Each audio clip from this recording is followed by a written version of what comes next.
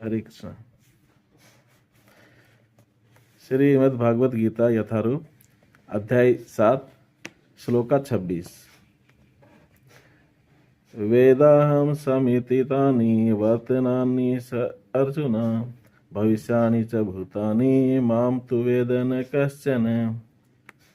शब्दार्थ: वेद जानता हूँ, अहम मैं, समतितानि भूतकाल को, वर्तमानानि वर्तमान को, च तथा, अर्जुन हे अर्जुन, भविष्यानि भविष्य को, च भी, भूतानि सारे जीवों को, माम मुझको, तू लेकिन, वेद जानता है, न नहीं, कश्चन कोई। अनुवाद और तात्पर्य श्री प्रभुपाद जी के द्वारा। श्री प्रभुपाद जी की जय। हे अर्जुन, श्री भगवान होने के नाते मैं जो कुछ भूतकाल में घटित हो चुका है, जो वर्तमान में घटित हो रहा है और जो आगे होने वाला है, वह सब कुछ जानता हूँ। समस्त जीवों को भी जानता हूँ, किंतु मुझे कोई नहीं जानता। यहाँ पर भगवान अर्जुन को बता रहे हैं कि मैं जो हूँ, भूतकाल में जितना भी हो चुका है और जो वर्तमान में हो रहा है और जो आगे भविष्य में होने वाला है, वो सब मैं जानता हूँ। मैं जितने भी समस्त जीव हैं उनको भी जानता हूँ, लेकिन मेरे को कोई नहीं जानता। तो अब यहाँ पर क्या है कि भगवान खुद बता रहे हैं, मतलब भगवान खुद भगवान होने का यहाँ पर दावा पेश कर रहे हैं कि मैं यहाँ पर भगवान हूँ और जो हम जो हैं प्राणी, वो जीव हैं यहाँ पर। तो जैसे कि भगवान बता रहे हैं जो भूतकाल में घटना हो चुकी है, मतलब आज से पहले जितने जीव सृष्टि में आए हैं, जितना जन्म मरण जितना हुआ है, भगवान कब कब आए हैं, वो उनको याद है भगवान को। और जो वर्तमान में हो रहा है आज के समय में, वो भगवान उनको वो भी पता है। जो आगे फ्यूचर में जो होने वाला है, भगवान को वो सारा ज्ञात है। जैसे अगर हम देखें तो हमें आज हम सोचे तो हमें है ना फ्यूचर का नहीं पता चलेगा कि हमारा आगे क्या होने वाला है, लेकिन हमें वर्तमान का पता चलेगा। भविष्य में कुछ दिनों की याद रह सकती है, जो फ्यूचर की जो पास्ट की जो हमारी कुछ दिनों की याददाश्त रह सकती है, लेकिन फिर भी हम कोशिश करें कि 1 महीने पहले हमने क्या खाया था, तो वो मुश्किल है बताना। हो सकता है कुछ जोर देकर हम याद कर लें, लेकिन वो सही नहीं हो पाएगा, बहुत ही है। और कुछ और पीरियड पीछे जाएंगे तो बिल्कुल भी याद नहीं होगा। लेकिन भगवान को यहाँ सब कुछ पता है। और यहाँ पर भगवान ये बता रहे हैं कि जितने भी आपके जन्म हुए हैं, पिछले जन्म में हैं, वो भी मेरे को पता है। भगवान को तो अपना तो पता है ही, हमारे सभी जीवों का भी पता है भगवान को, लेकिन हमें हमारा पिछला जन्म भी नहीं पता है कि हमारा पिछला जन्म में हम क्या थे और इसलिए पिछले जन्म में क्या किए थे, क्या हमारा कैसे मृत्यु हुई थी, ये चीज़ें हमें नहीं पता है। लेकिन यहाँ पर भगवान जो बता रहे हैं उनको सब चीज़ें पता है। तो यहाँ पर वर्तमान जो बताया है, भगवान ने वर्तमान जो घटित हो रहा है उसके बारे में बताया। तो यहाँ पर गुरु महाराज जी हैं, वो वर्तमान को डेफिनेशन करते हैं। वो कहते हैं कि वर्तमान जो है, ऐसा कोई वर्तमान होता नहीं है। जैसे अभी कोई बोले कि मैं यहाँ आया मतलब क्या है कि वो तो चला गया, पास्ट में हो गया। तो वर्तमान क्या है? मैं आऊँगा तो वो तो फ्यूचर हो गया, तो वर्तमान है क्या? तो महाराज जी बताते हैं कि जो एक्चुअल में क्या है कि एक सेंटर पॉइंट है पास्ट का और फ्यूचर का, वो वर्तमान होता है। वर्तमान का कोई अस्तित्व नहीं होता। वर्तमान अभी होता है, अभी वर्तमान है, लेकिन वो पास्ट में चला जाता है, 1 सेकंड भी नहीं लगती है। तो ये वर्तमान होता है।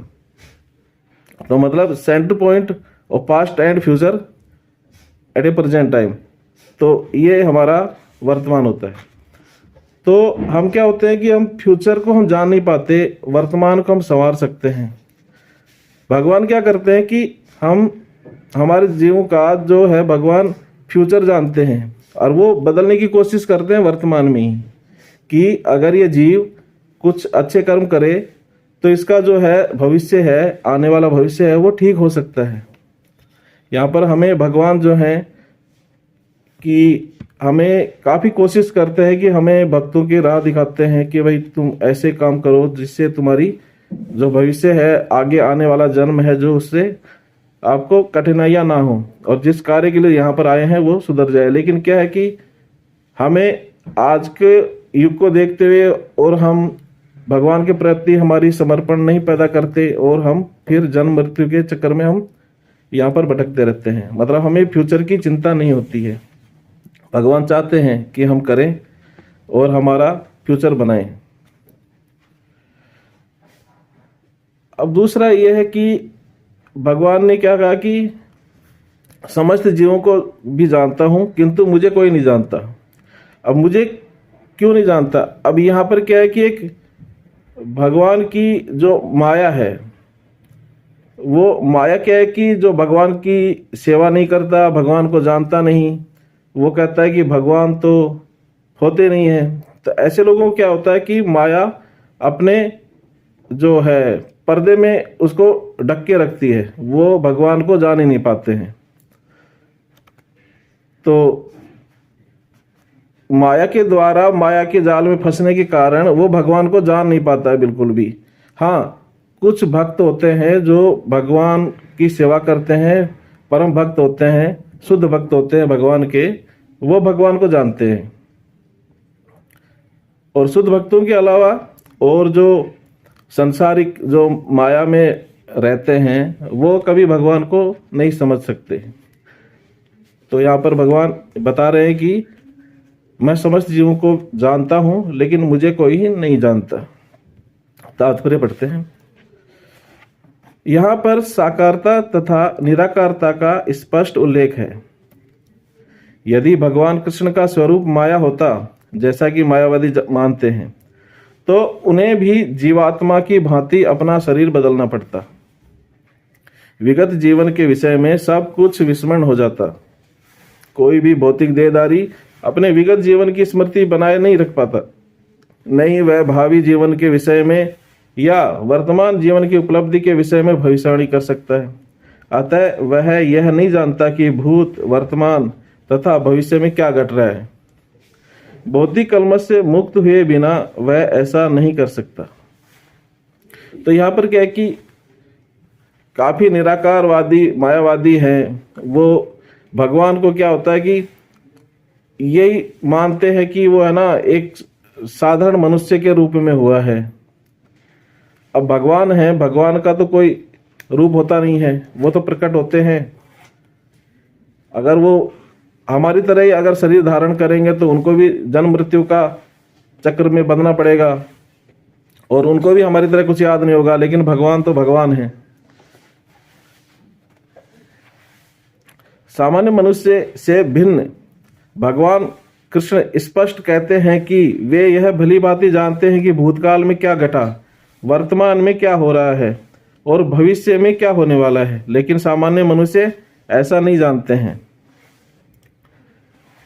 चतुर्थ अध्याय में हम देख चुके हैं कि लाखों वर्ष पूर्व उन्होंने सूर्य देव विवस्वान को उपदेश दिया था, वह उन्हें स्मरण है। प्रभुपाद जी यहाँ पर बता रहे हैं कि चतुर्थ अध्याय में भगवान ने बताया है। चतुर्थ अध्याय में क्या बताया भगवान ने? भगवान श्री कृष्ण ने कहा, मैंने इस अमर योग विद्या का उपदेश दिया। उपदेश सूर्य देव विवस्वान को दिया और विवस्वान ने मनुष्य के पिता मनु को उपदेश दिया और मनु ने इसका उपदेश इक्ष्वाकु को दिया। चतुर्थ अध्याय में भगवान खुद बता रहे हैं कि ऐसा नहीं है कि वो आज अर्जुन को दे रहे हैं, इससे पहले भी उन्होंने सूर्यदेव विवस्वान को दिया और विवस्वान ने मनु को दिया, मनु ने इक्ष्वाकु को दिया। और इस जो अभी जो युद्ध हो रहा है उसमें भगवान श्री कृष्ण अर्जुन को दे रहे हैं। और यहाँ पर बताते हैं कि जो संजय को भी दिव्य दृष्टि के द्वारा, धृतराष्ट्र को भी वो जो गीता का जो ज्ञान है वो मिल रहा है। और इसके बाद भी जो वेदव्यास जी हैं, वे इनके अलावा जो है वेदव्यास जी हैं जो महाभारत की रचना की थी जिन्होंने, तो उन्होंने मन ही मन इसकी जो है महाभारत की जो है रचना की थी। तब उनकी जो मन दृष्टि के चलते ब्रह्मा जी उनके पास आए और ब्रह्मा जी ने भी वो जो है महाभारत की कथा सुनी और गीता का ज्ञान सुना था। और फिर इसको लिपि मतलब लिखने के लिए ब्रह्मा जी ने बोला कि ये गणेश जी लिखेंगे, तो गणेश जी को भी सुनाया गया ये। फिर वेदव्यास जी के जो शिष्य थे उनको वेदव्यास जी ने सुनाया, वैशंपायन जो उनके शिष्य थे। फिर पांडु के जो वंशज थे राजा जन्मेजय, वो क्या था अपने पिता परीक्षित की मृत्यु का मतलब मृत्यु के बाद जो है यज्ञ कर रहे थे, सर्प यज्ञ। तो सर्प यज्ञ में क्या कि महर्षि वेदव्यास जी आए थे अपने शिष्य के साथ। तो वहां पर क्या था कि राजा था सोनकादि, तो वो थे, तो वहाँ सत्संग कर रहे थे। तो उसके बाद उन्होंने आदेश दिया था, तो उनके जो शिष्य थे वेदव्यास के, वैशंपायन ने राजा जन्मेजय को पूरी कथा सुनाई थी, महाभारत की कथा सुनाई थी। सॉरी, राजा जन्मेजय को वैशंपायन ने सुनाई थी। और वैशंपायन ने जब सुनाई थी तो उसके बाद एक बार ऋषि उग्रश्रवा था, वो राजा जन्मेजय के उसके सभा में सुना था गीता का ये महाभारत की कथा और गीता का उपदेश। तो इसने नैमिषारण्य जाके और सोनकादि जो मुनि थे उनको सुनाई थी। तो ये कथा जो है जो गीता का जो है और महाभारत की कथा है वो जो यहाँ तक पहुँची थी, मतलब वेदव्यास जी ने भी आगे पढ़ाई थी, ये गीता का उपदेश इतना तक पहुँचा है।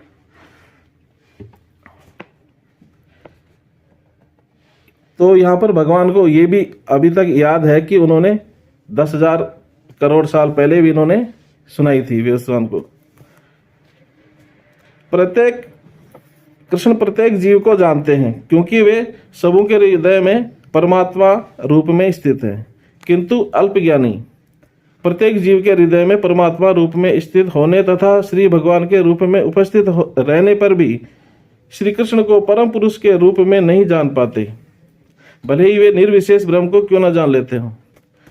तो यहाँ पर प्रभुपाद जी ने सीधा सीधा बताया कि हमारे जैसे जीवों के लिए जो कि भगवान के भक्त नहीं होते हैं, हम तो हैं, तो यहाँ पर ऐसे जीव है जो निर्विशेषवादी हैं, मायावादी हैं, उनके लिए प्रभुपाद जी ने बोला है कि वो भगवान बोलते हैं कि यहाँ पर कि वो सभी जीवों के हृदय में रहते हैं एक परमात्मा के रूप में।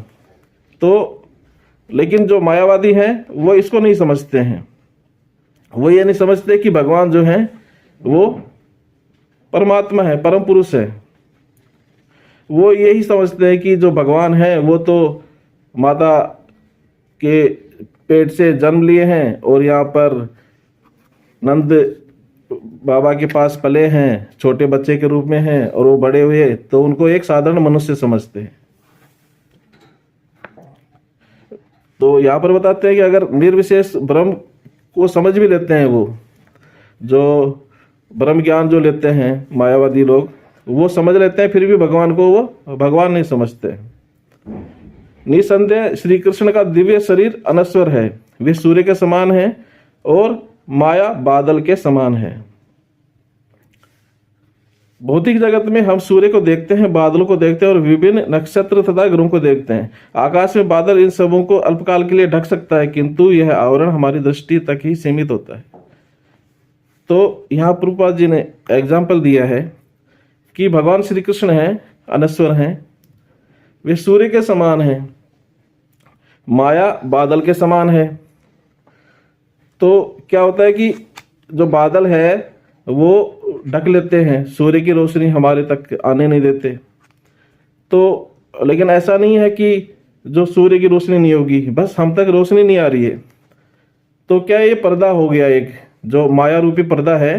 तो भगवान को हम देख नहीं पाते, लेकिन भगवान हम सबको देखते हैं। अब जैसे हम फ्लाइट में बैठते हैं, तो फ्लाइट में क्या होता है कि 2-3 किलोमीटर ऊपर हम जाते हैं तो वहाँ बादल हट जाते हैं, सूर्य की रोशनी हमें दिखती है।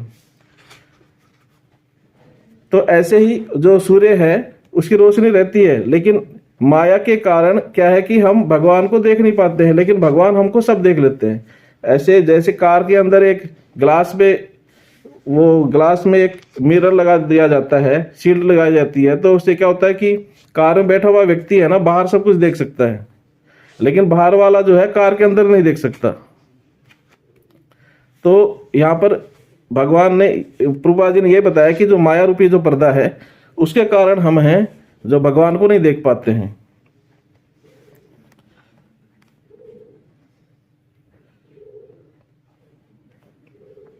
आकाश में बादल इन सबों को अल्पकाल के लिए ढक सकता है, किंतु यह आवरण हमारी दृष्टि तक ही सीमित होता है। सूर्य, चंद्रमा तथा तारे सचमुच ढके नहीं होते। इसी प्रकार माया परमेश्वर को आच्छादित नहीं कर सकती। अब माया तो क्या है कि भगवान की माया होती है, तो अंतरंगा शक्ति होती है भगवान की। तो भगवान तो उसके रूप में नहीं फंसते हैं। हाँ, माया जो है कि भगवान बोलते हैं कि जो भगवान का स्मरण नहीं करता वो माया से घिरा हुआ रहता है।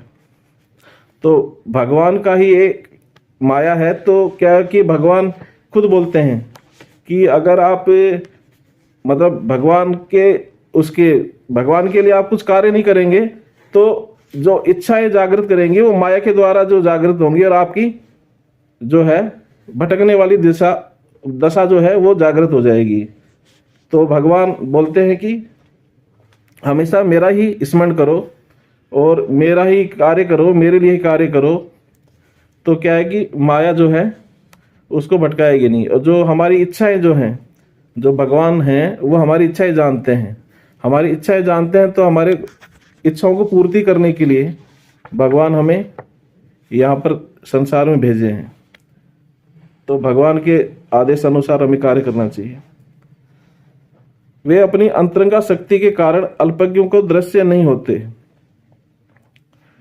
जो अल्पज्ञ, अब यहाँ पर क्या है कि जिनकी बुद्धि छोटी होती है और अल्पज्ञ होते हैं। अल्पज्ञ क्या होता है? वो होते हैं जिनकी बुद्धि छोटी होती है और मूड होते हैं। पीछे श्लोकों में 4-5 श्लोकों में कंटिन्यू भगवान ने उन्हीं के रूप को गुणगान किया है भगवान ने, कि वो भगवान को कभी नहीं जान सकते। जैसा कि इस अध्याय के 3 श्लोक में कहा गया है कि करोड़ों पुरुषों में से कुछ ही सिद्ध करने का प्रयत्न करते हैं।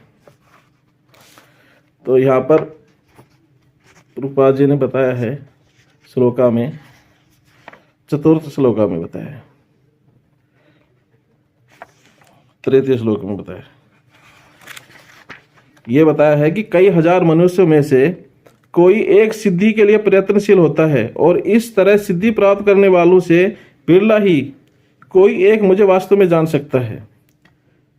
तो यहाँ पर भगवान खुद बता रहे हैं कि मतलब कितने लोग हैं जो कि उनकी यहाँ पर बहुत बड़ी सिद्धियां प्राप्त करते हैं, और उन सिद्धियों में से भी कोई बिरला, मतलब कोई 1-2 ही लोग जो ऐसे होते होंगे जो उनको वास्तव में जानते हैं। भगवान ने खुद बोला है। तो प्रभुपाद जी इसीलिए बता रहे हैं यहाँ पर कि सहस्त्रों ऐसे सिद्ध पुरुषों में से कोई एक भगवान श्री कृष्ण को समझ पाता है। भले ही कोई निराकार ब्रह्म या अंतर्यामी परमात्मा की अनुभूति के कारण सिद्ध हो ले, किंतु कृष्ण भावनामृत के बिना वह भगवान श्री कृष्ण को नहीं समझ नहीं सकता। तो मतलब क्या है कि यहाँ पर भगवान जो हैं हमें खुद ये बता रहे हैं कि जो कृष्ण भावना भावित व्यक्ति जो है या शुद्ध भक्त जो हैं वो भगवान को जान पाते हैं, भगवान के बारे में जान सकते हैं। और इस श्लोका के माध्यम से ये है कि यहाँ पर हमें ये स्पष्ट पता चलता है कि हमें मतलब इस जो श्लोका को है ना, एक छोटे से रूप में हम डेफिनेशन देना चाहें तो ये जो क्या है कि भगवान ने पूरा जो गीता बताई है, इस गीता का एक सार है ये। अगर इस श्लोका को देखा जाए तो पूरी गीता का ही सार है। अब सार कैसे है? क्योंकि यहाँ पर भगवान हमें बता रहे हैं कि हर जीव के बाहर भी है भगवान और भीतर भी है। उनका जो ज्ञान है वो अपार है, मतलब बहुत डिटेल में है। लेकिन क्या है कि हम माया के कारण जो है उन्हें नहीं पहचानते हैं। और यदि हम भक्ति करेंगे और श्रद्धा भाव रखेंगे भगवान के प्रति, तो भगवान जो है हमें दर्शन कराते हैं। इस श्लोका का ये यहाँ पर है, मतलब पूरा गीता का सार ही इस श्लोका में आता है जो कि भगवान बता रहे हैं। अब यहाँ पर और देखते हैं कि जैसे हमारे कोई प्रॉब्लम्स आती हैं तो हम क्या करते हैं, भगवान कृष्ण की मदद लेते हैं। मतलब प्रॉब्लम आती है तो भगवान की हम सॉल्यूशन के लिए हम भगवान की मदद लेना चाहते हैं। लेकिन हमारी जो मदद है, जो भगवान की हमारी जो मदद है, हमारी से जो है इच्छा की, जो हम सोचते हैं कि ये हमारे को मदद मिलेगी, उसके हिसाब से हमें नहीं मिलती है। तो हम क्या कर लेते हैं कि हम ना जैसे अलग ही तरीके से भगवान को सोचने लगते हैं। लेकिन भगवान जो है वो हमें ऐसा सॉल्यूशन करते हैं, जैसे कि सपोज करो कोई बच्चा है, वो दर्द से परेशान हो रहा है, लेकिन जब उसको डॉक्टर के पास ले जाते हैं तो डॉक्टर क्या करता है कि उसको कोई इन्फेक्शन ना हो उसका इलाज करता है। उसके लक्षण पर नहीं करता, उसका इन्फेक्शन को ख़त्म करने के लिए उसको इंजेक्शन लगाता है। लेकिन क्या होता है कि वो उसको दर्द से आराम नहीं मिलता। बच्चा सोचता है मेरे को दर्द से आराम नहीं मिला, लेकिन क्या है कि अगर वो ट्रीटमेंट करेगा डॉक्टर तो उसको क्या है कि बाद में उसको आराम हो जाएगा। तो ऐसे ही क्या करते हैं कि हमारे जैसे कोई प्रॉब्लम होती है तो भगवान हमारा मदद तो करते हैं, लेकिन हमें ऐसा लगता है कि भगवान ने कोई मदद नहीं की है। लेकिन भगवान उस डायरेक्शन से हमें मदद करते हैं कि वो फ्यूचर में जाके हमें उसका एहसास होता है कि भगवान ने ये जो मेरे को मदद दी है वो फ्यूचर के लिए या अगले जन्म के लिए वो मेरे लिए बेस्ट थी। तो यहाँ पर भगवान जो है इसलिए हमें बताया जा रहा है कि जो है हम जो है भगवान को नहीं जान पाते।